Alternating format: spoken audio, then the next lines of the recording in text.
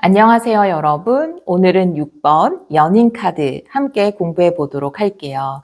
6번 연인 카드는 히브리 알파벳 자인과 대응을 이루거든요. 자인은 칼과 무기를 뜻하는 단어예요.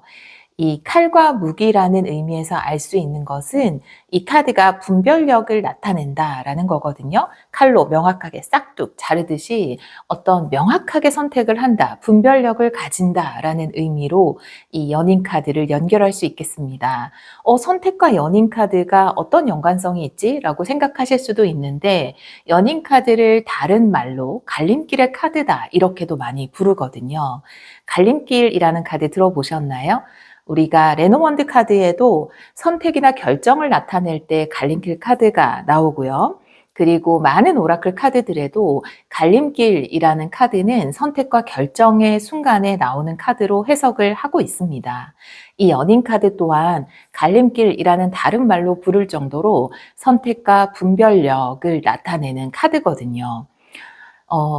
우리가 어떤 선택을 할 때, 사랑에 의한 선택을 할 때가 있잖아요. 정말 내 마음이 이끄는 곳으로 선택할 때가 있고, 때로는 두려움에 의한 선택을 할 때가 있죠. 내 의지에 상관없이 다른 사람을 쫓아서 어떤 선택을 하기도 하고, 사실은 선택을 하긴 했는데, 그게 나의 어떤 명확한 분별력에 의한 선택이 아닐 때도 있어요. 우리의 명확한 분별력에 의한 선택, 그것을 강조하는 카드가 연인 카드라고 보시면 됩니다. 연인 카드에는 천사가 있고요. 그리고 남자가 있고 여자가 있잖아요. 이 천사는 라파엘 대천사인데 라파엘 대천사가 나타내는 것은 초의식이에요. 초의식이라는 것은 영적 지혜라고 생각하셔도 되고 우리 안에 신성한 에너지로 보셔도 됩니다. 그리고 여자가 나타내는 것은 제가 말씀 안 드려도 이제 아실 것 같은데 그쵸. 잠재의식 혹은 무의식이 되겠죠. 또 남자가 나타내는 것은 의식이 될 거예요. 이 의식과 무의식 그리고 초의식은 조화를 이루는 것이 상당히 중요한데 세 가지가 조화를 이루었을 때 우리는 우리에게 좋은 명확한 사랑에 의한 선택을 할 수 있다라는 메시지를 전달하는 의미가 가장 큰 것이 바로 연인 카드입니다. 점성술로 봤을 때는 쌍둥이 자리이거든요. 별자리 중에서 쌍둥이 자리를 표현하는 것이 연인 카드입니다. 이 쌍둥이 자리는 쌍둥이도 구별하기가 굉장히 어렵잖아요. 분별하기가 어려운데 그런 면에서 보자면 분별력을 나타내는 이 연인 카드와 통하는 부분이 있다라고 볼 수 있어요. 또 쌍둥이 자리는 쌍둥이는 다르지만 비슷한 점이 많잖아요. 서로 닮아 있기도 하고 조화롭고 이런 부분을 봤을 때 어떤 무의식과 의식의 조화, 영적 에너지와 육적 에너지의 조화를 나타낸다는 면에서 쌍둥이 자리와 연결이 된다라고 볼 수 있을 것 같아요. 또 그런 조화를 바탕으로 했을 때 우리는 분별력 있게 좋은 선택을 할 수 있다라는 부분까지 연결할 수 있겠습니다. 숫자로는 6번이죠. 타로를 조금 보시는 분들, 타로를 즐겨 보시거나 또 타로 공부를 하고 계신 분들은 아시겠지만 6은 참 기분 좋은 숫자잖아요. 우리가 6개 완드를 승리의 숫자라고 부르고 6개 소드를 어떤 상황이 나아지는 것, 해결의 숫자라고 보고, 그쵸? 6개 컵 같은 경우는 마음의 회복, 그죠? 이런 과거의 회복, 이런 것으로 감정적인 회복으로 보기도 하고, 또 6개 펜타클, 아주 올바른 순환, 이런 것을 이야기할 수 있기 때문에 6이라는 숫자는 우리에게 굉장히 기분 좋은 숫자 중에 하나입니다. 6이라는 숫자가 나타내는 상징은 조화이고요. 또 그 조화를 바탕으로 한 아름다운 결과물을 나타낼 수 있습니다. 아까 잠깐 6개 완드의 이야기를 했는데요. 6개 완드라는 것은 나의 열정과 리더십, 그리고 그것을 따라오는 사람들, 나의 노력, 이런 것들이 조화를 이루어서 아름다운 결과물, 승리라는 결과물을 결국 만들어냈잖아요. 그런 것처럼 이 6이라는 숫자, 연인 카드에서도 초의식, 무의식, 그리고 의식들이 조화를 이루어서 아름다운 결과물을 만들어낸다라고 볼 수 있어요. 이 아름다운 결과물이라는 것은 우리의 분별력 있는 선택으로 만들어낼 수 있다라는 메시지겠죠? 자, 그러면 카드에 나오는 다양한 상징들을 함께 보도록 할게요. 저는 이 시간이 참 재미있기도 해요. 상징을 읽는 시간이 너무 즐거워요. 가장 위에 보면은 노란 태양이 있거든요. 그래서 좀 인상적인 태양이라는 것은 우리가 더플 카드에서 봤어요. 이 더플 카드에서는 하얀 태양으로 그려져 있잖아요. 생명력의 원천을 나타내죠. 근데 여기서는 태양이 흰색이 아니라 노란색으로 표현이 되어 있습니다. 근데 노란색 또한 생명력을 나타내잖아요. 노란 컬러 자체가, 컬러 의미 자체가. 그래서 의미는 동일하게 더플 카드의 태양도, 그리고 이 노란 태양도, 연인 카드의 노란 태양도 생명력의 원천을 나타낸다라고 보시면 좋겠습니다. 조금 다른 의미가 있다면, 물론 실제 태양의 색은 우리가 눈으로 봤을 때, 하늘을 봤을 때 태양의 색은 흰색에 더 가까울 수도 있을 것 같아요. 그런데 우리가 그림으로 표현하거나 실제적으로 태양을 표현할 때는 주로 노란색으로 색을 칠하잖아요. 그래서 이 가능성의 단계에 있는 생명력이라는 것은 왠지 멀게 느껴지죠. 아직은 아래 상태로 가지고 있는 거니까 그 힘이 멀게만 좀 느껴지는데, 더플에서는, 연인 카드에서는 이미 다양한 과정을 거쳐서 1번부터 5번의 과정을 모두 거쳐서 이제 6번의 단계에 왔는데, 여기에 나오는 노란 태양은 좀 더 실제적인 느낌. 그래서 생명력의 원천이라는 것은 저 멀리 하늘에 있는 것이 아니라 우리 안에 있다라는 것을 이야기하고 있습니다. 아주 가까이 있다라는 것을 이야기하고 있고, 우리가 언제든지 뭔가 선택을 할 때 그런 생명력의 원천으로부터 신성한 에너지를 받을 수 있음을 이야기하고 있어요. 자, 태양 아래에는 천사가 있어요. 이 천사는 보통 라파엘 대천사라고 불리거든요. 그래서 라파엘 대천사는 동쪽의 바람의 천사라고 불리웁니다. 네. 동쪽 바람의 천사라고 불리는 천사가 바로 라파엘 천사예요. 바람의 천사라고 잠깐 말씀을 드렸지만, 요소로 풀어봤을 때, 우리가 더플 같은 경우에 에어에 해당되잖아요. 공기에 해당된단 말이에요. 공기, 바람에 해당되는데, 라파엘 천사도 마찬가지 요소가 에어에 해당됩니다. 더플 카드를 공부할 때도 말씀드렸지만, 에어라는 것은 단순히 공기, 바람이라는 것이 아니라 우리의 숨을 이야기하거든요. 우리의 숨결, 그것은 바로 생명을 이야기하기 때문에 라파엘 천사 자체가 영적 지혜, 생명력의 원천, 숨결, 생명력 그 자체를 상징한다라고 볼 수 있어요. 아까도 말씀드렸지만 그 천사는 초의식, 그죠? 우리 안에 신성한 에너지, 영적 지혜를 나타내고요. 남자는 우리가 의지로 많이 표현하는 의식을 나타내고요. 여자는 잠재의식, 무의식을 나타냅니다. 제가 리딩을 할 때도 그런 말씀 많이 드리는데, 카드 스프레드에 보면은 무의식을 뽑는 카드, 의식을 뽑는 카드가 있잖아요. 우리 과거 상황, 현재 상황, 미래 상황 이렇게도 뽑고, 그래서 무의식을 많이 뽑고 있어요. 특히 그런 리딩에 많이 뽑는 것 같아요. 요즘에는 상대방 속마음 이런 거 뽑을 때 상대방의 무의식적으로 나를 어떻게 생각하는지 이런 거 타로 카드로 많이 뽑고, 또 타로 리딩을 즐겨 듣는 분들도 그걸 굉장히 궁금해 하시고 이렇게 하시는데, 왜냐하면 무의식이 굉장히 중요하다라는 것을 여러분도 알고 있기 때문이거든요. 왜냐하면 무의식에 있는 것은 언젠가는 의식으로 나옵니다. 의식으로 표현이 돼요. 또 의식에 있는 것은 무의식으로 들어가죠. 그래서 이것들이 조화를 이루면서 우리의 현실을 창조해 나가거든요. 그래서 겉으로 드러나는 의식에 있는 것, 또 이렇게 숨겨져 있는 무의식에 있는 것이 모두 중요하다라고 볼 수 있거든요. 이 초의식과 영적 지혜라고 할게요. 영적 지혜와 의식과 무의식은 모두 중요하고, 또 어떤 것이 먼저다랄 것이 없이 순환을 하고 있거든요. 그래서 조화를 통해서 우리의 현실을 만들어내고 있다. 이 세 가지는 초의식, 의식, 무의식은 이렇게 보시면 좋겠습니다. 이런 부분은 꼭 타로 카드뿐만 아니라 뭐 심리학 쪽에서도 똑같이 이야기를 하거든요. 물론 약간 다른 면은 있지만, 미하이 칙센트미하이의 몰입이라는 책을 보면은 의식의 순환 구조가 나와 있어요. 거기에서 보면은 조금 참고가 될 것 같아서 말씀드릴게요. 다양한 외부의 정보, 그 다음에 저는 여기에 좀 추가하고 싶다면 어떤 영감 같은 것도 좀 추가하고 싶어요. 그러니까 외부의 정보, 내부의 정보, 우리의 어떤 신성한 지혜 내부에 있는 거니까 그렇게 보면 되겠죠. 외부의 정보나 내부의 정보는 다 우리의 의식으로 들어오는 거죠. 마치 그릇에 담기듯이 다 들어오게 되는 거예요. 다양한 정보들이. 우리의 의식과 무의식으로 다양한 정보가 들어오게 되면 우리의 자아가 형성이 되는 거죠. 그리고 이 형성된 자아는 취향이라는 게 생기잖아요, 결국. 취향도 생기고 가치관도 생기잖아요. 그러니까 그거에 의해서 또 어떤 선택을 하는 거예요, 의지로. 그럼 이게 다시 의식으로 가게 되죠. 의식으로 간 것은 또 무의식으로 들어오게 되고, 또 그것이 나의 자아를 형성하는 일부가 되고, 또 그것을 바탕으로 내가 어떤 선택을 하고, 이런 의식의 순환 구조를 이 책에서 본 적이 있었거든요.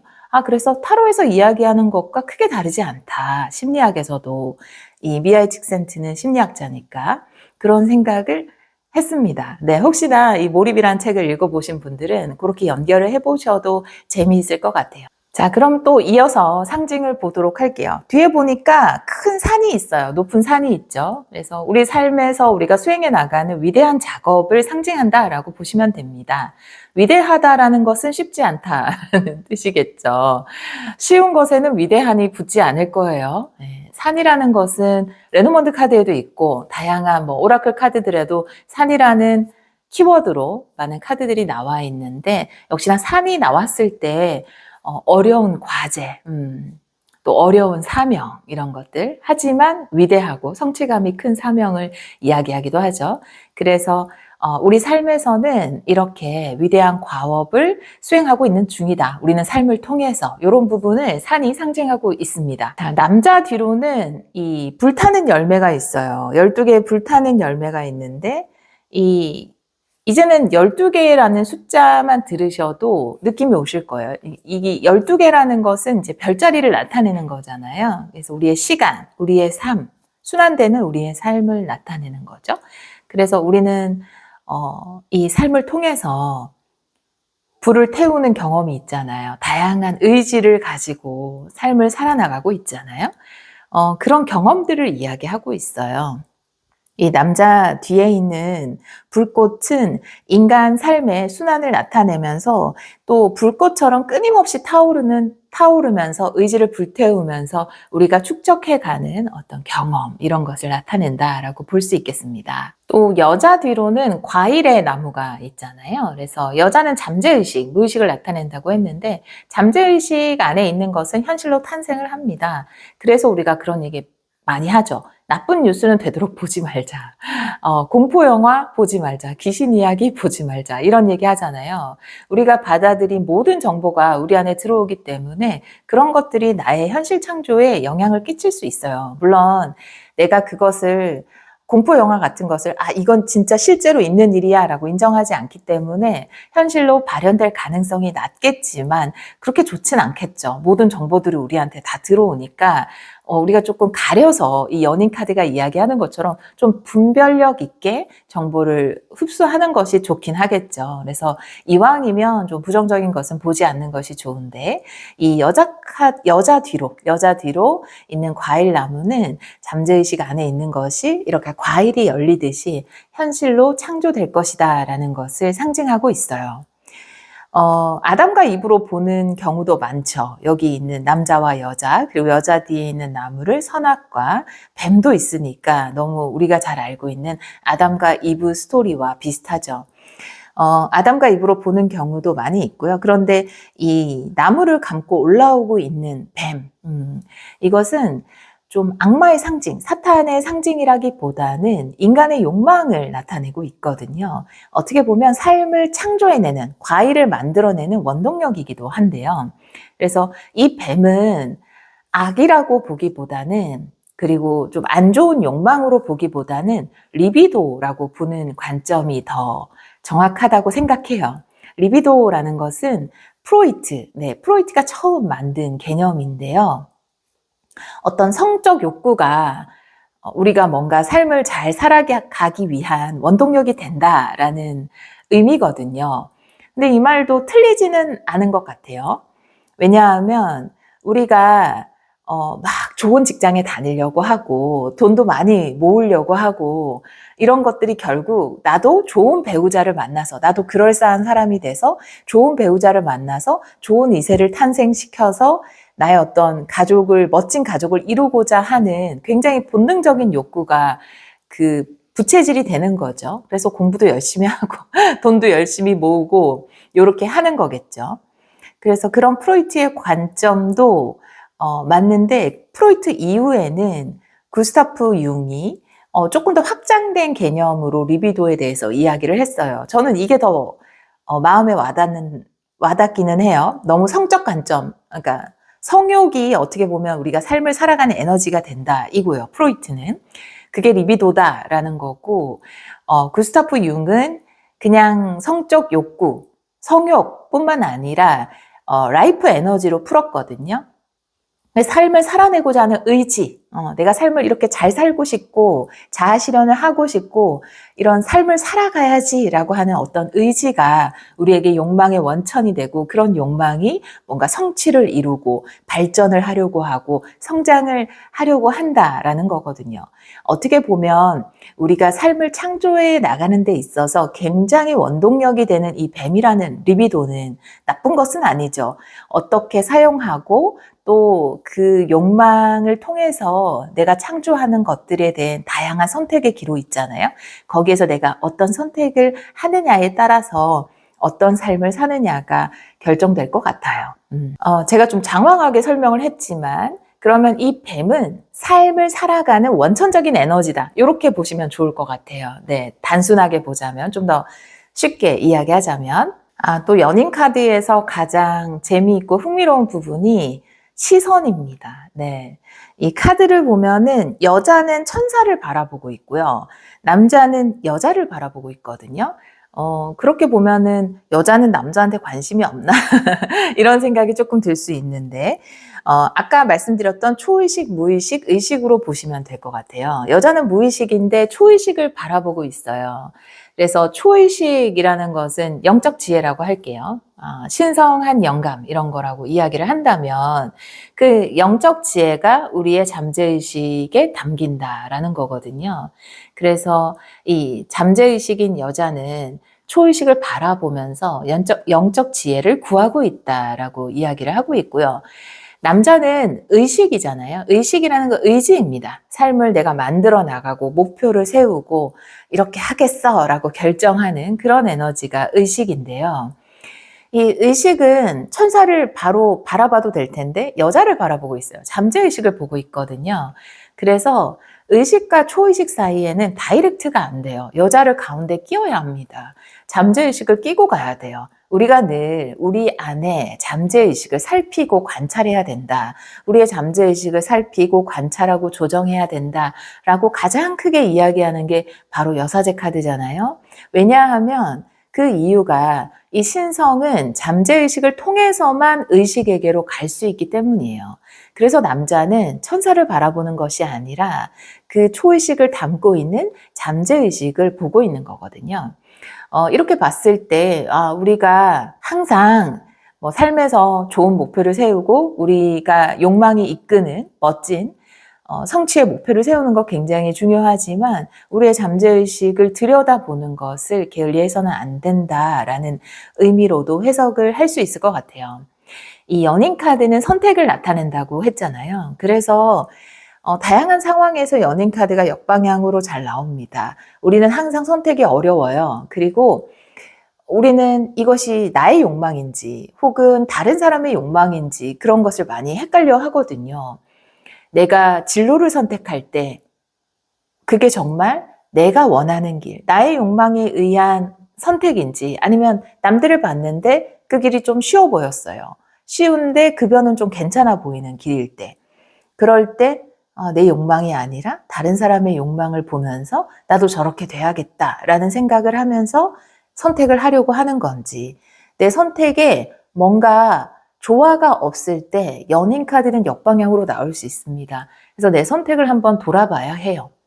그리고 다양한 선택의 순간이 있겠지만 관계적인 면, 또 연애적인 면에서도 연인 카드를 많이 해석하기 때문에 그럴 때도 어떤 결정을 내릴 때 이 결정이 나의 의식, 그러니까 내 의지, 내가 원하는 바, 내가 욕망하는 바, 그리고 내 안에 잠재의식, 무의식, 그리고 영적 지혜, 이런 것들이 모두 조화를 이루어서 만들어낸 아름다운 결과물로서의 선택인지, 아니면 나의 어떤 두려움에 의한 선택인지, 그런 부분을 좀 살펴보아야 할 때 연인카드가 역방향으로 나올 수 있고요.